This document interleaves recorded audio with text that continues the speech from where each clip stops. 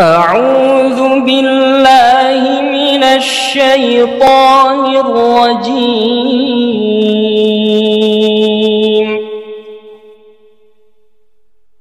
بسم الله الرحمن الرحيم.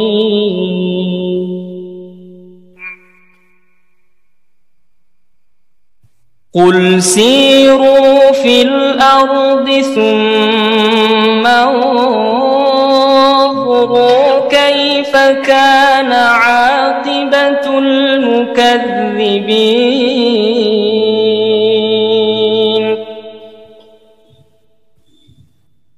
قل لمن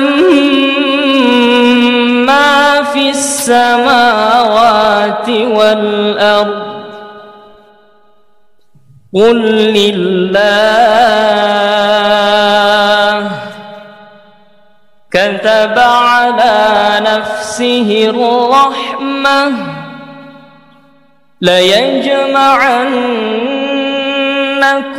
إلى يوم القيامة لا ريب فيه. الذين خسروا أنفسهم فهم لا يؤمنون.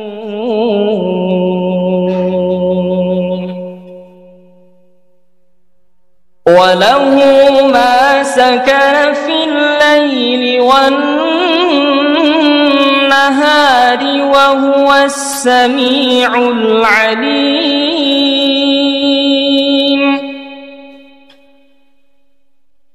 قل أغير الله أتخذ وليا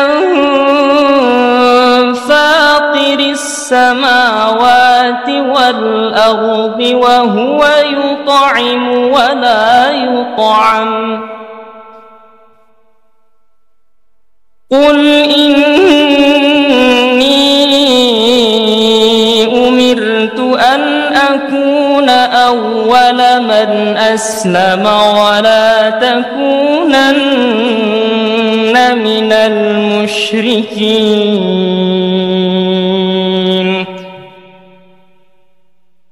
قل إني أخاف إن عصيت ربي عذاب يوم عظيم.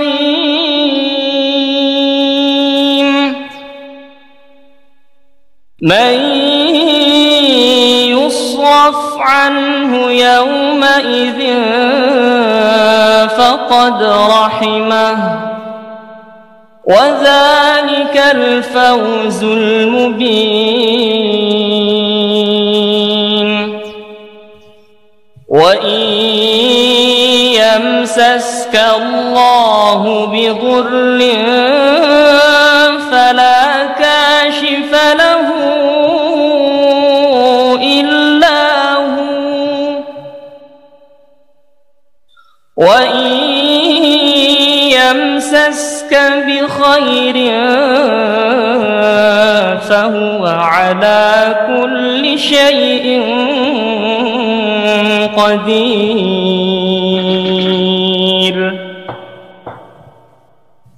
وإن لكم في الأنعام لعبرة نسقيكم مما في بطونه من بين فرث ودم لبنا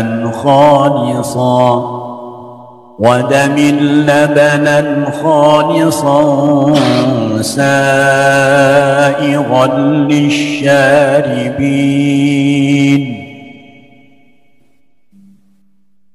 وإن لكم في الأنعام لعبرة نسقيكم مما في بطونه من بين فرث ودم لبنا خالصا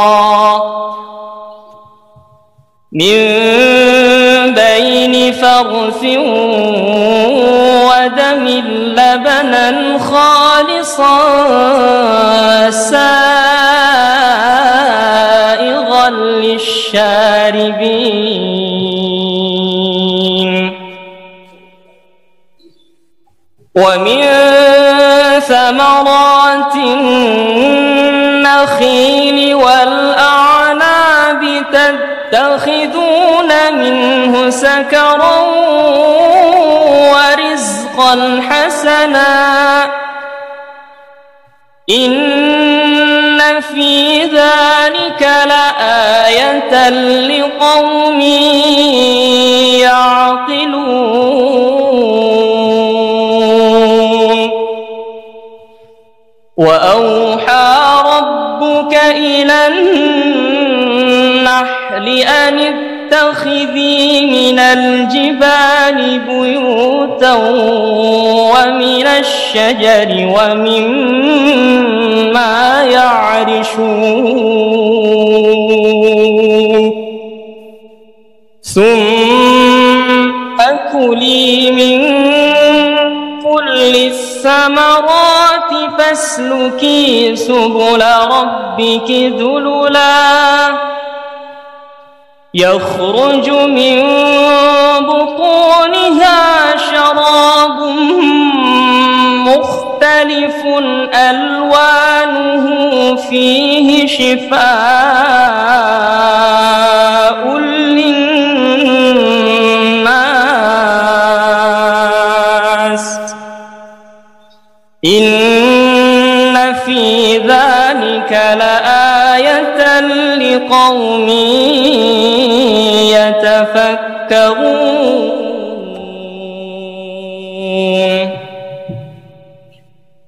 والله خلقكم ثم يتوفاكم ومنكم من يرد إلى أرذل العمر لكي لا يعلم ومنكم من يرد إلى أرذل العمر لكي لا يعلم بعد علم شيئا إن الله عليم قدير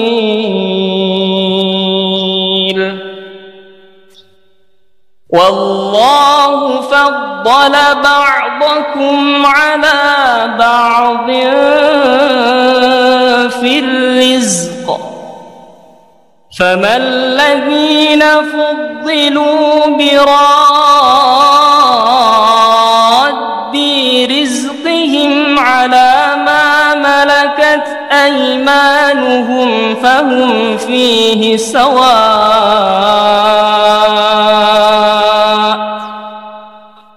أفبنعمة الله يجحدون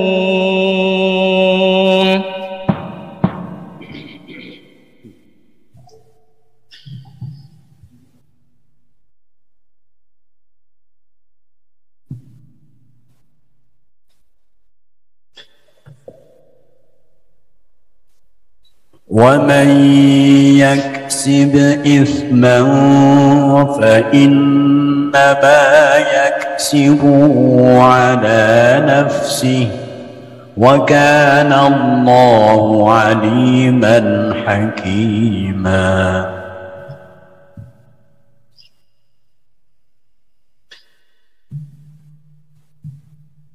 ومن يكسب إثما فإنما يكسبه على نفسه وكان الله عليما حكيما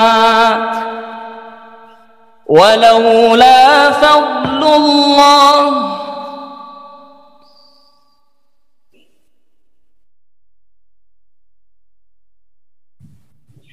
ومن يكسب إثما فإنما يكسبه على نفسه نفسه وكان الله عليما حكيما.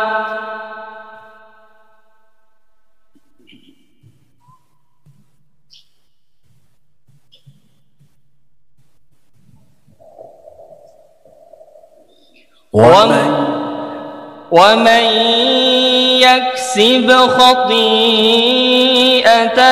أو إثما ثم يرم به بريئا فقد احتمل بهتانا وإثما مبينا. ولولا فضل الله عليكم ورحمته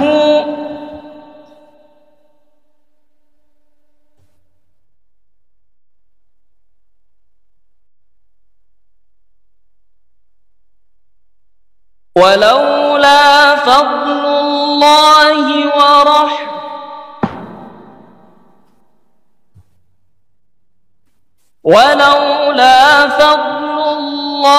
عليكم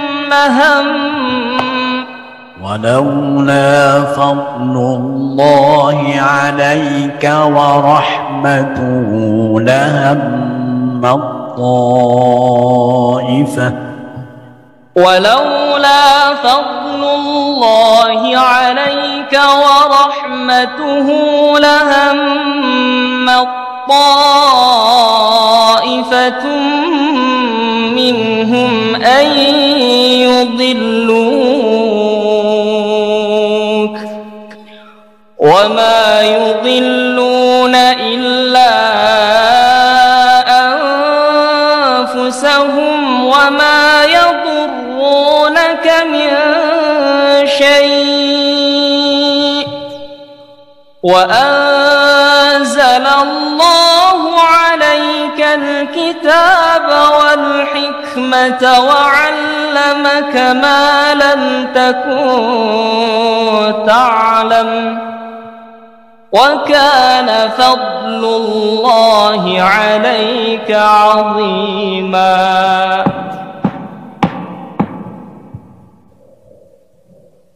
Okay, now Quranic interpretation. You are to read and interpret Surah Yunus, starting from 71 to 73. Read and try to translate.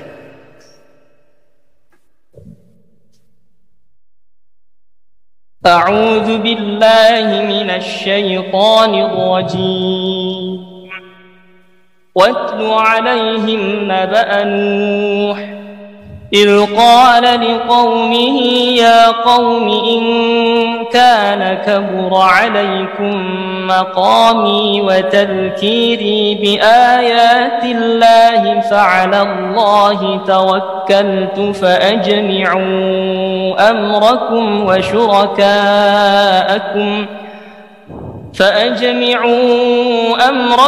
وشركاءكم ثم لا يكن أمركم عليكم غمة ثم قضوا إلي ولا تنظرون.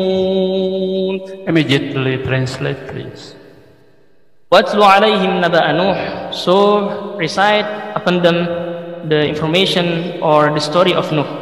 إِذْ قَالَ لِقَوْمِهِ, when he said to his tribes, يَا قَوْمِ, O my people, إِنْ كَانَ كَبُرَ عَلَيْكُمْ مَقَامِ, if it become weight, my settle here, وَتَذْكِيرِ, and my advice to you, بِآيَاتِ اللَّهِ, in sign of Allah, فَعَلَى اللَّهِ تَوَكَّلْتُ, so I put my trust in Allah. فَأَجْمِعُوا أَمْرَكُمْ, and then gather and collect all of your matters. وَشُرَكَاءَكُمْ, and all your associates. ثُمَّ لَا يَكُنْ أَمْرُكُمْ عَلَيْكُمْ غُمَّةً, and then don't your matter become dubious to you.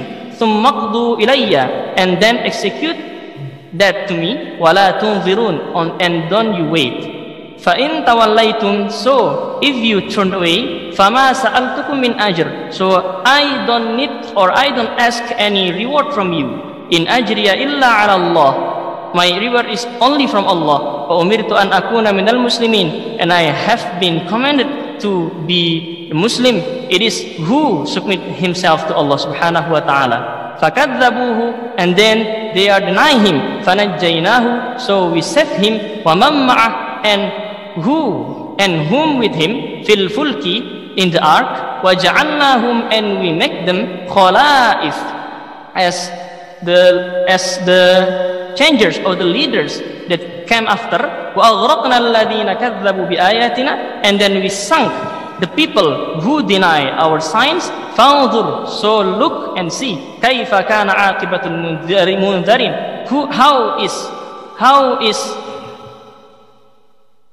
how is the matter of the people that we have been warned. Aqibah. What's the meaning of aqibah?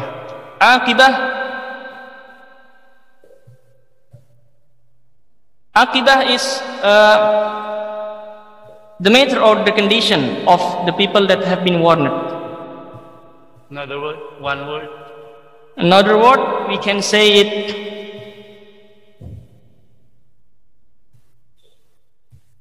the calamity and affliction.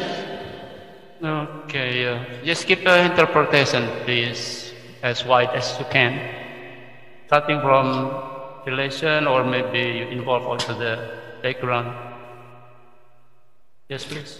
After Allah subhanahu wa ta'ala, firstly I want to explain about the relation and the correlation that these verses have with the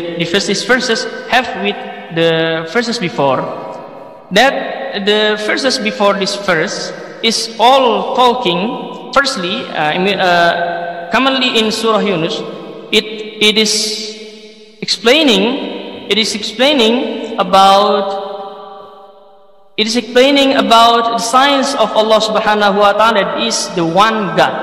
And then after it, Allah subhanahu wa ta'ala came explaining to us about the stories of the tribes or the stories of the people that had been past. Especially in Surah Yunus, in chapter Yunus, Allah subhanahu wa ta'ala mentioned the Nuh peoples, the Nuh story, and Yunus story, and Musa and Harun story. And in these verses, Allah subhanahu wa ta'ala talking about the story of the Nuh. And it is when he said to his tribes and his people that, and we have to know that Nuh have been preached and calling all of his peoples come or to convert to Tawhid, or to say that Allah subhanahu wa ta'ala, it is the one God, the only God. But it is about 950 years he had been preached, all of his tribes to convert to Tawhid. And after that, after 950 years of preaching, there is no one following him except just little of his people. And thus who follow him is just the poorest from his people.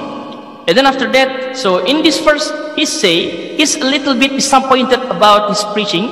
He said that in kana kabura alaykum maqami, if it filled to you, it is weight and hard to you, my settle between you, among you, wa tadhkiri, and my advice to Allah subhanahu wa ta'ala to you, bi ayatillah, in the name of the signs of Allah. So he just put his trust in Allah subhanahu wa ta'ala. And then he say that all of the people that deny his preaching, you have to collect and gather all of your matters and all of problems to me. And if you want to conspire, a conspiration against me, so just do that. He say, Thummakdu ilayya, just do that, execute that conspiration, and don't you wait. And after that, he say that, فَإِن تَوَلَّيْتُمْ, and if you turn away from my preaching and turn away from my calling to Allah, فَمَا أَسْأَلْتُكُم مِّنْ أَجْرٍ, he tells the people that he don't ask any paying or any rewards or any bounty from his people, but he said that he just only hoping Allah subhanahu wa ta'ala's reward. Okay. Look, this verse also talk about the oneness of God, right? Yeah. This verse talk about oneness of God, right? Yeah. Yeah. Can you tell us the concept about the oneness of God? The concept of oneness of God is that La ilaha illallah, there is no God except Allah. Yeah. Can you give a more interpretation or explanation that God's possession, you know? Allah has two possession in my opinion, as Allah and as love. Can you Allah subhanahu wa ta'ala, we in Tawheed, we know that there is we have many the scholars says about this. It is very complicated. But first, the most common thing is Allah subhanahu wa ta'ala in our faith as a Muslim, when we say that Allah is the only God, He is as Ilah and as Rabb. Or we can say that there is Tawhid Uluhiyah and Tawhid Rububiyah. And there is two, Tawhid Asma wa Sifat and Tawhid Af'al and others. But the most important thing about the oneness of Allah is about these two. It is Tawhid Rububiyah and Tawhid Uluhiyah. The Tawhid Uluhiyah is when we say and when we trust in ourselves, in our hearts with faith that Allah subhanahu wa ta'ala is just and only God to be worshipped is Tawhid Uluhiyah. And about Tawhid Rububiyah, it is that Allah subhanahu wa ta'ala is the Lord who managing and ruling and regulating all that existed in the skies or on the earth. Okay. Do all the people acknowledge about this concept of oneness of God? Especially the people of Nuh. Especially in loud, you know, in loudness. Allah as Lord, you know. Yeah, Allah, they know this is something that that become a problem too when it's come to and when we're talking about the Quraysh. They are know that Allah subhanahu wa ta'ala is the one Lord, is the only Lord that regulating and managing all of His creatures. But when it comes to worshipping, they take others, they take any associates, they take any allies that they worship Him, that they worship the allies or the associates besides Allah subhanahu wa ta'ala. Any other verses talking or relating with this? The other verses talking about this is the Lord, about Allah as the Lord, God as Lord. It said that Allah subhanahu wa ta'ala is the only God, or the verse that's talking about the Tawhid Rububiyah is when we talk about the last verse in At-Taubah. It said, فَإِن تَوَلَّيْتُمْ فَقُلْ حَسْبِيَ اللَّهُ لَا إِلَهَ إِلَّا هُوَ فَإِن تَوَلَّيْتُمْ فَقُلْ حَسْبِيَ اللَّهُ لَا إِلَهَ إِلَّا هُوَ عَلَيْهِ تَوَكَّلْتُ وَهُوَ رَبُّ الْعَرْشِ الْعَظِيمِ. It's saying about Lord, Rabb, or in Rabb, in its root words in Arabic is Rabba Rabbi, or it's managing or ruling. It is the words or first talking about that Allah subhanahu wa ta'ala is Lord that managing and ruling. There is a, you know, the verse indicating that they acknowledge the God as Lord, even they didn't believe that Allah, the God as Allah, but they acknowledge the God as Lord. Yes, yes. There is verses talking about that. The verses they're talking about that is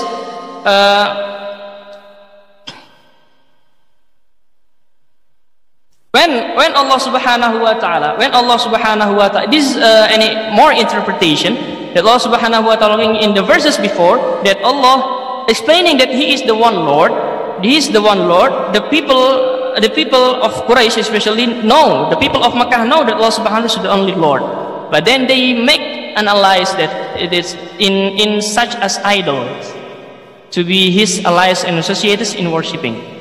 But why do they didn't believe in God as Allah?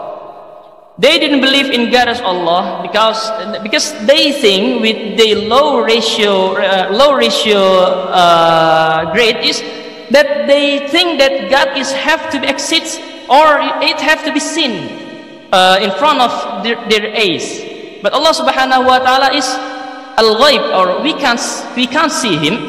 So they don't want to worship Allah subhanahu wa ta'ala because they think Allah is an imagination, that they need a God that seen in front of their eyes. They have many Lord, they have many Allah, you know. They have many Ilah, right? They can see them.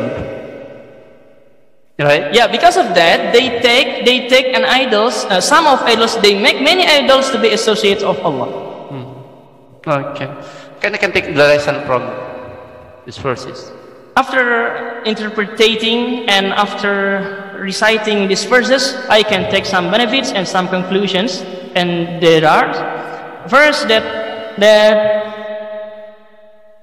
the prophets, all of the prophets, all preaching on and calling to Allah subhanahu wa ta'ala with sincere, or they have sincerity to call to Allah subhanahu wa ta'ala. It as seen as what Nuh say, "Fama sa'altukum min ajr." He didn't need any paying, he didn't need any bounty, but he just only hoping Allah subhanahu wa ta'ala. And it is an example of sincerity. And second, that Allah subhanahu wa ta'ala will not punish any tribes or any people except after he delegate to them a messenger that talking and explaining all of Allah subhanahu wa ta'ala limits. Thank you. Subhanahu wa ta'ala limits. Thank you. Okay. Sadaqallahul azim.